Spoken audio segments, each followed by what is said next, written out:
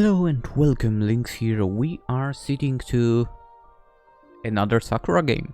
We've played so many, it's ridiculous. Unfortunately, they are no longer added, all of them in the description.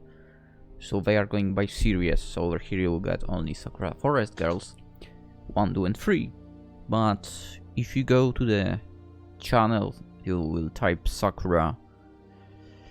You will find a lot of those. Basically all of those. But today we are starting this after my return from one day at the office at work and spending some nights in the hotel. But today it's about Sakura Forest Girls. Let's go. I am dreaming. I know it's a dream, but it's a pleasant nonetheless. In my dream, I see us as we used to be 3 years ago. Oh, wait, I hope it's not my actual past, because that would mean I'm back in the retail work, and I'd rather not go back there. And I'm not, I guess. Achievement unlocked the way things were. Cute girls. I'm there, smiling, even if I don't know which of the girls I am. And so is Aiyana. Yeah, we're both embracing our dear friend Koko, who's laughing happily. I still don't know who is Koko, who is Aiyana over here. I begin to laugh too, and Aiyana soon joins in. It's strange to see Aiyana laugh. She doesn't do it very often. She's a serious girl. Not cold, exactly, but awkward. Her lips are usually drawn to frown, and her blue eyes... You did not make it any easier. Are cool. Is Blue supposed to be the white-haired girl? I try to make her smile, but I don't always succeed. Koko's always better at making Aiyana laugh than I was. As for myself, I laugh pretty often. It's rare to see me without a smile, even now. My parents have always told me, since childhood, that I'm too flippant. They say I don't take life seriously enough. Personally, I think they take life too seriously. But they've never once appreciated when I've told them that. Yikes. My parents lectured me a lot when I was a child. I'd glower at them, make sessions truly, and then complain about my unfair treatment to Aiyana. She listened to all of my complaints without demur, and tried to advise me as best as she could. Her advice typically amounted to, "Don't apologize to your parents," which, though perfectly sensible, I never quite took to heart. Koko was always more direct when I groused to her. "You've got to learn to behave, Yaya. The village chef says we should honor our parents, not fight with them. Your mother and father might scold you, but that's only because they care." Koko's always been more level-headed than me. I argued with her on occasions, but our fights never lasted long. Aiyana was there to intervene in that gentle manner of hers, and in any case, we're too close to properly fight. It's funny, so the quiet one is like, no, you don't have to apologize. But I assume more loud one is like, no, you have to apologize. Surprising contrast. The three of us lived together in a quiet, peaceful village deep in the forest. Aiyana, Koko, and I were good friends. Best friends, in fact, and we were inseparable.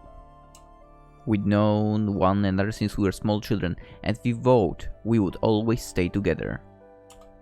That was what we intended. Until the monsters appeared. Children were roused from their beds. They started crying. Afraid, the adults, including my parents and Koko, took up their weapons to drive the monsters away, but they couldn't defeat the strange enemies. The monsters were like nothing I'd ever seen before. Their bodies were green and sticky. What? And gelatinous. A bit like mood, but transparent? Say what? So that's very, very interesting. Slimes? I will guess slimes.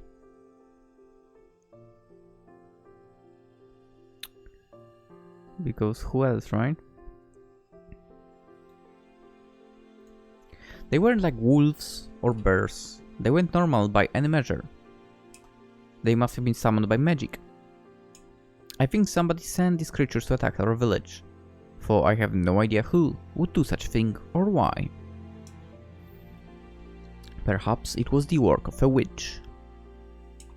In the event, our village was soon ransacked by the creatures. Our crops were ruined, our cattle eaten, our homes ruined, let me repeat myself with that word. In the chaos, we all fled. My parents dragged me along with them, and for days we lived in the forest. That's where you get the title, I guess. It wasn't until a week after the attack that we dared return to our village. But the village, I guess the village might have also been a forest. The village had been damaged, but it wasn't irreparable. With the help of our neighbors, we set to work resowing our fields and rebuilding our homes. Slowly but surely, our lives too returned to normal. But nothing was the same after that. Some families never returned to our village after the attack, and Koko's was among them. It's been 3 years since then, and I've not seen her. I have no idea where she went, or what she's doing, or if she's alright. That's why Aiyana and I set out on a journey when we both turned 21. Okay. We're now regarded as adults by the laws that govern our village, which means we can leave its walls. I and I received permission from our village chief to search for Koko, and that's what we're doing. We will find Koko again, no matter the cost, and then the three of us will be reunited. Aiyana and I have never traveled this far from our village before. The journey's been a rocky one, and I'm sure we'll face many more trials yet. Finding Koko won't be an easy challenge, but I won't give up. I'm prepared to do anything to find her again. Okay. I open my eyes grudgingly, then blink, wiping sleep from my eyes. Yeah, I'm not changing the voice for main character, I think. I went to sleep pretty early last night. Me too. No, I'm not doing that. When the first stars began to appear in the sky, but I still feel exhausted. It feels... Wow, you haven't still escaped, sorry. It feels like I haven't gotten any rest. Oh, that's me every day. It's with some difficulty that I sit up. My limbs feel stiff and cumbersome, and I have to stretch them to restore some of the feeling back to my body. The dream stays with me long after waking. I can't stop thinking about Koko. Koko! I like her design. I mumble her name under my breath. As for this might bring her back. Wait, this is... us? Of course it doesn't. My best efforts are in vain. I have no idea where she is. But with some luck, Aiyana and I should be able to find some clues.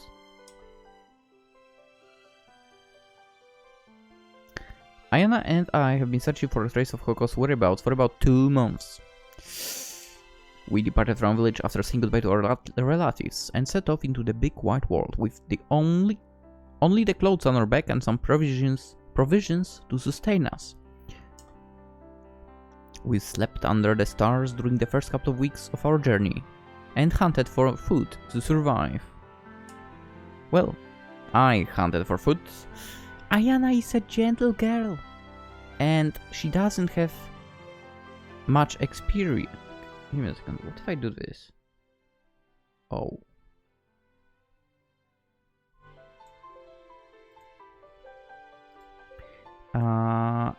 Yes, she doesn't have much experience with weapons, nor the wherewithal to use them. When we eventually arrived at the village, we took shelter amongst its people. We slept in tents and asked its residents if they knew anything about Koko or her family. And I hoped Koko would be living in a nearby village. But our questions were in vain. We were unable to find any trace of her. You know what? I need to check. I need to know which one is which. Are we the dark-haired girl? It seems so from the... Okay, that's Yaya. That's Aiyana. Wait, so are we the blonde girl? It seems so... Okay.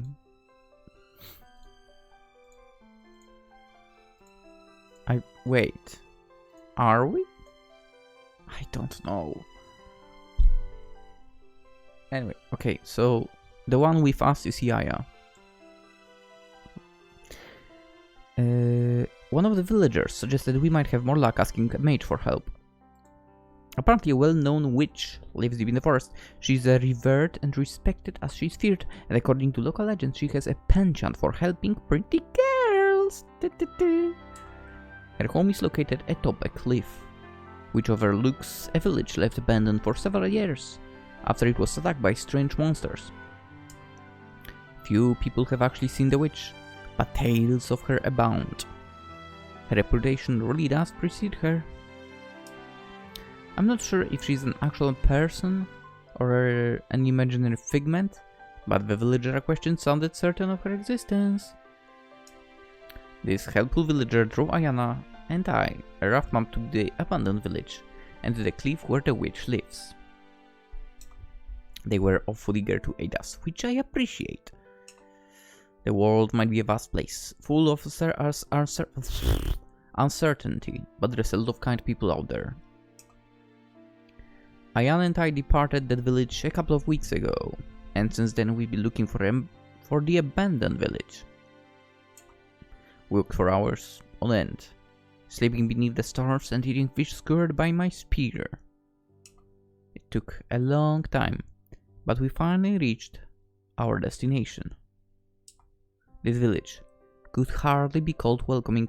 A few tents still stand where I presume families would have slept, but most of the tents lie in collapsed heaps upon the ground, half overgrown with grass. The remaining tents lean awkwardly. Some have holes in the roof, but they are still fit for human habitation. People could return here if they wished and start anew. But nobody has. Aiyana and I scored this village upon arriving here, but we didn't find anybody else. This place is deserted. Something cataclysmic must have happened here to drive every last one of its people away. Maybe something similar that happened to our village, I guess. Anyway, my own village was attacked, but we were able to rebuild it. These people, however, never tried. They all up and left, many of leaving their possessions behind. I'd like to know what it was that scared these people so. Maybe it was the same monsters that attacked our village. The witch who supposedly dwells on the cliffside might know something about it. Did she send slimy monsters to attack my village? This village? It's not impossible. But I have no way of knowing that. I don't even know if this witch exists or not yet.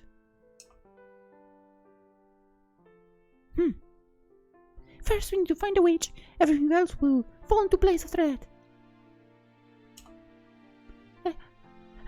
At least I hope it will. The cliffs are quite a walk away. We still got a little bit left to go, but it should be alright. I'm not alone. I know Aiyana will support me. Wait, I was incorrect. So, wait, we are Yaya in the end. Okay, I already kind of change her voice, so whatever. We'll go like that. And Aiyana is here, okay.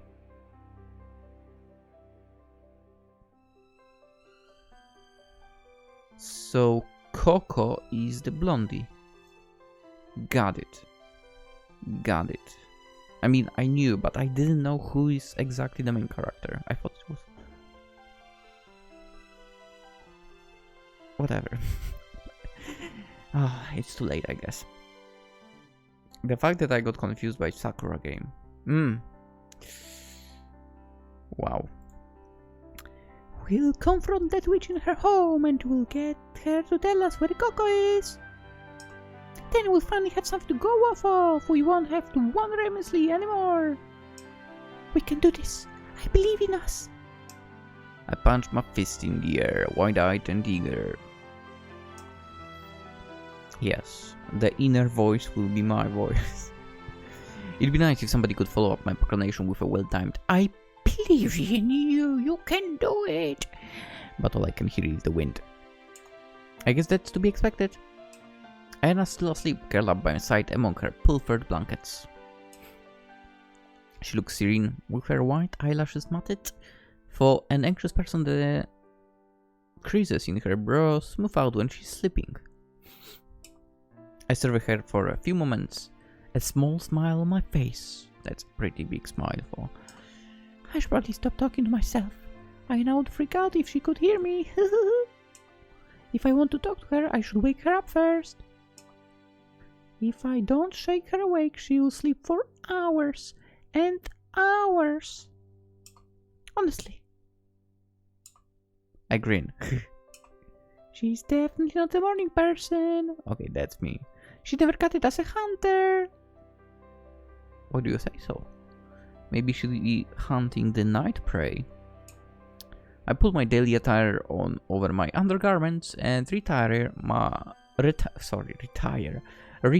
ponytail. Then I shuffle over to Aiyana's side. Hey Aiyana, are you alright? It's the morning. Wakey wakey. What? Aiyana blinks, her pale eyelashes trembling, then looks up at me. Her voice thick with sleep, she mumbles. Yeah? That's me. Who else would I be? Now, come on, get up. We have a busy day ahead of us. Hey. And I yell so wildly I can see her molars, then pulls herself into some semblance of a sitting position.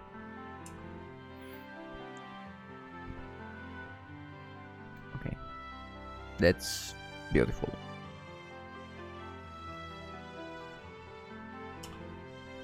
I think it's our favorite artist making the CGs for Forest Girls.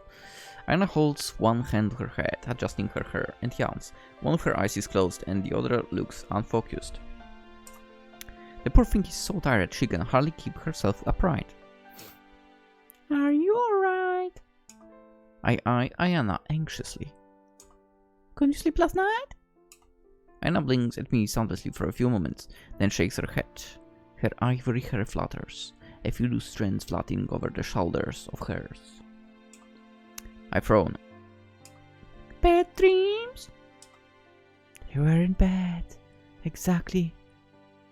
They were more... Aiyana's brow wrinkles. Nostalgic, I suppose. How so? I dreamt about me, and you, and Koko too. We're together again, at our old village. The dream made me feel very warm. But then I woke up. Aiyana bites her lower lip. She looks so perturbed. I can't help but feel for her. I want to throw my arms around her and pull her into an embrace, but I'm not sure if she'd appreciate it. She's only just woken up, and she looks shaken enough as this. I don't want to alarm her. Instead, I choose to commiserate with her. You're not the only one who dreamt about Koko. I did too. Really? Yeah, I always feel happy when I see her in my dreams. But when I wake up and realize she's in there, it makes me miss her all the more. It's been 3 years already, but I can't get Koko out of my head. If only I knew where she was, or how she was doing, I wouldn't worry so much. Not gonna lie, this is another situation where Wing Cloud could try making a dungeon crawler over here, I think. Yeah. Anyway. But we know nothing. It feels kind of like we're wandering out in the dark. I giggled for my... And we know they know how to do it. Sakura Dungeon was very good. I giggled, for my laughter isn't prompted by good humor so much as its awkwardness. Ah, well, it's too early in the morning to get hung up over mopey stuff like that. We can't spend all our time grousing. I suppose you're right. Aiyana replies after a small pause. She smiles. We have other things to worry about. Yes, you certainly do. Just look at your hair. What's wrong with my hair? It's all messy and it's full of leaves. I toot. You should try to take better care of yourself. I mightn't always be around to look after you now. Now what should I do? You shouldn't have said that first of all. Should I help Aiyana or should I let her take care of this predicament on her own? I mean, to be fair, do you have something better to do? Boop. Of course I'm going to help her. That should go without saying. She's my best friend. I mean, I'd do that. Now come here. I pluck the loose leaves out of Aiyana's 3 tresses, then comb out a few knots with my fingers. My fingers brush against Aiyana's scalp and hair during my ministrations and she flushes, her blue eyes wide and jewel-like. No, it's more of a purple to me, but okay. Also, we all know I have weakness for white hair, right? Yeah. Yaya. Yes, what is it? That, She glanced away, her eyes high-lidded. It tickles. What? She sounds so cute. It takes every ounce of willpower I have to stop myself leaping at her. How can one girl be so very adorable? Yeah, I mean, have you seen yourself? You're adorable as well. Sorry about that. I'm trying to be careful for I don't want to hurt you. To hurt you. I'm not tugging too hard, am I? Nope. It feels nice. When your fingers brush my scalp, it's kind of tingly. Ah, be still, my beating heart. When she says stuff like that, it makes me feel all tingly too. Crap, now it's starting to feel flustered. Yeah. Aiyana inclines her head to one side. Are you alright? Yeah, I'm fine. I've never been fine, the hell? I giggle awkwardly too loudly as I finish with Aiyana's hair. Then I shuffle back to observe the results of my handiwork.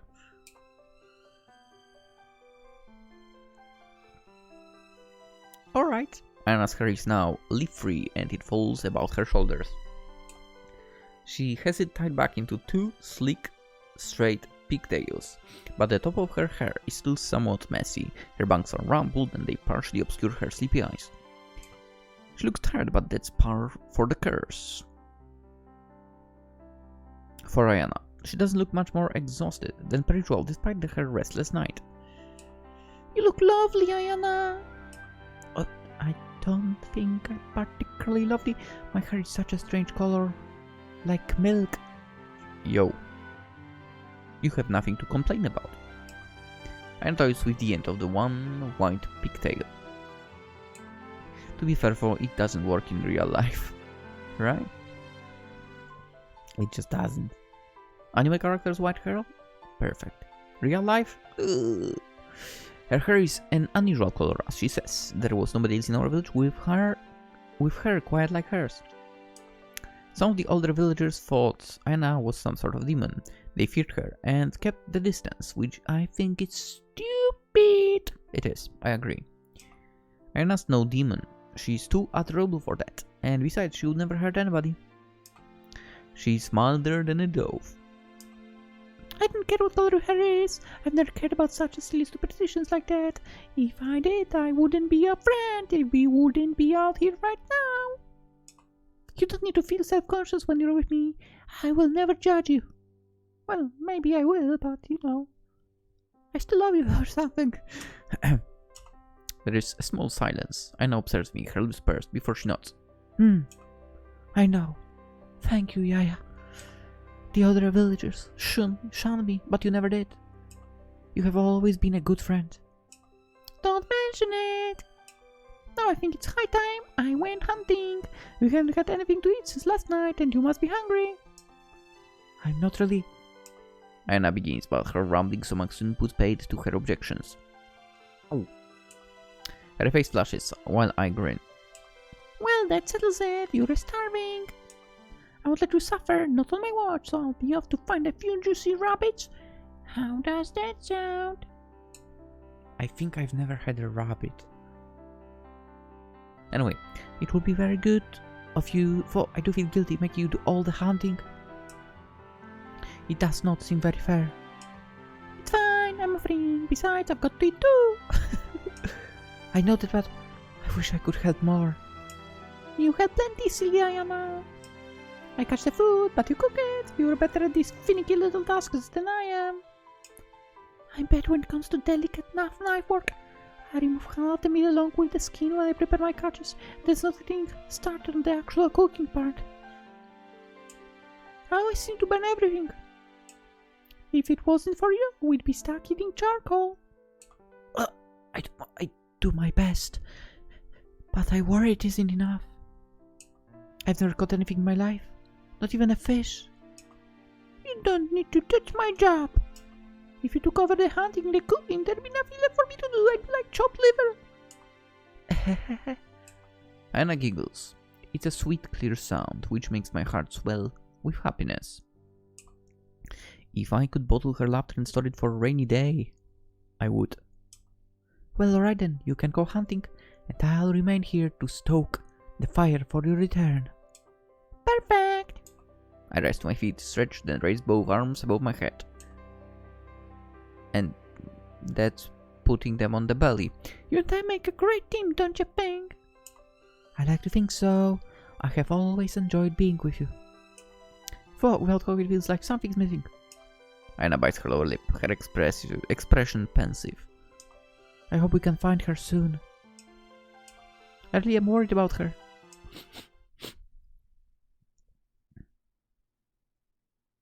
I leave Aiyana so she can get dressed and start polishing my spear. I need to ensure that tip is sharp and pointy so I can thrust it deep in the heights of an unsuspecting rabbits.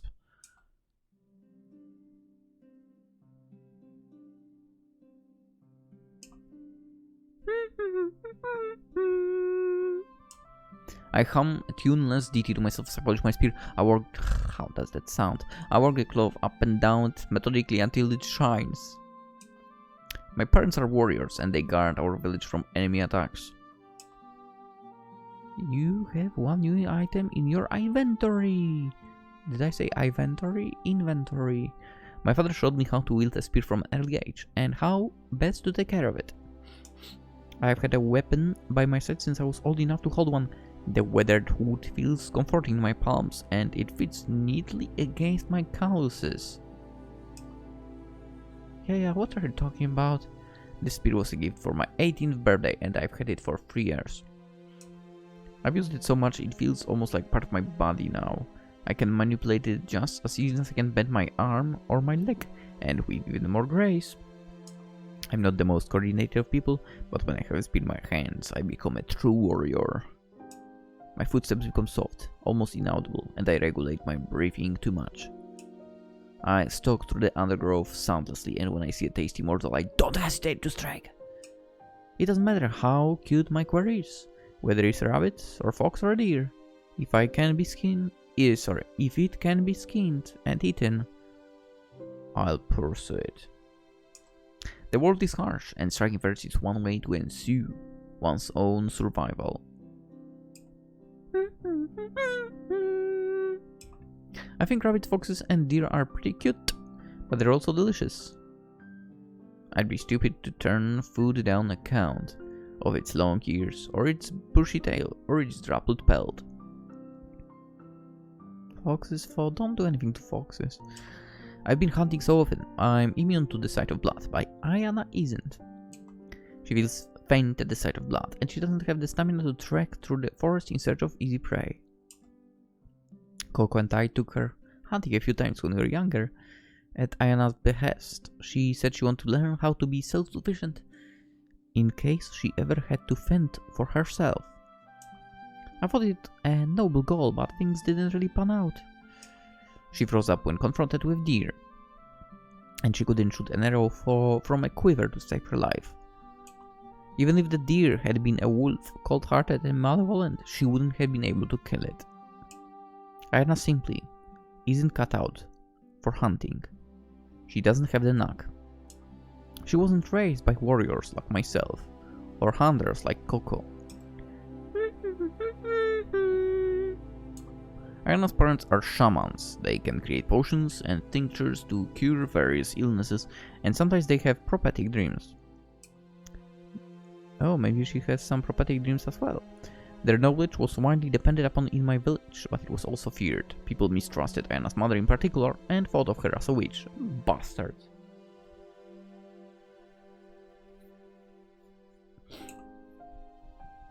Their mistrust only mounted when Aiyana was born, with her shock of ivory hair.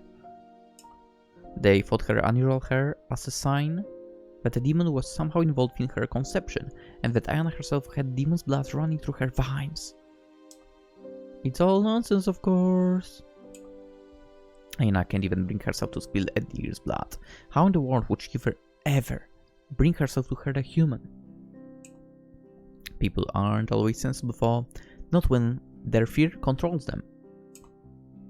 They already had their doubts about Aiyana's family, and Aiyana's white hair confirmed them. None of the village children played with Aiyana. They were warned by their parents to keep away, lest curse them. Koko and I were the only ones who interacted with her. In time, we soon became the best of friends. We vowed we would always stay together no matter what. Oh, well, that turned out not too good. But now, Koko is gone. I have no idea where she could be, or where we should begin to look. It's all a bit daunting, but I'm not about to give up now.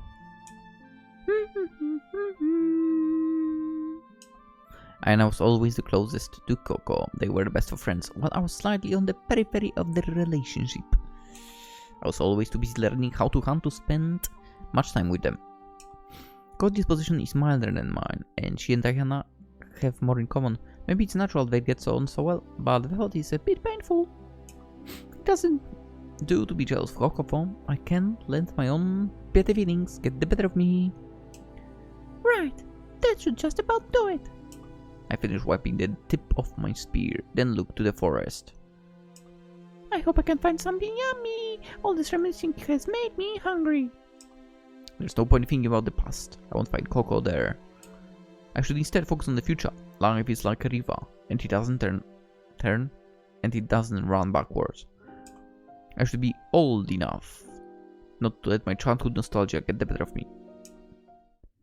We'll find out how it goes in the next episode of Sakura Forest Girls. Now I'm going to bed. Tomorrow, new episode. Hope you guys will be there. Have a wonderful day. And yeah, bye bye.